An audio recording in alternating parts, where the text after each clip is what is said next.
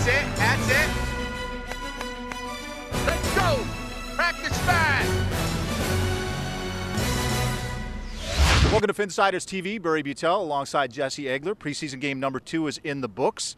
Coach said maybe starting center might be defined, but those two guys are still battling it out. Jake Grove and Joe Berger, one of whom is being paid a lot of money. That's Jake Grove, and Joe Berger has made it a tight competition. The coach says he's still looking for consistency out of those two guys. He thought by now he would be able to make a decision about who the starter is. He hasn't. Look for more rotation Friday night against the Falcons. Nice problem to have, no doubt, when two guys are playing well. How about Tim Dobbins steps in? Channy didn't make the trip, but he steps into that role. Yeah, Tim Dobbins played a couple of different positions, and Tony said he played well, especially considering he missed a good chunk of practice last week because he was nursing a minor injury. So great to have a guy like that be able to step in. And you just go back to how did they acquire Tim Dobbins in that draft day trade with San Diego when they got down. So they basically picked up Jared Odrick and Tim Dobbins, in the first round of the draft, and so far that's a very good thing for this team. Yeah, they picked up a guy named Brandon Marshall with that second round pick. Not too bad. Not bad at all. How about Charles Grant? Here's a veteran, former Saint, let go by them right after the Super Bowl because of an injury.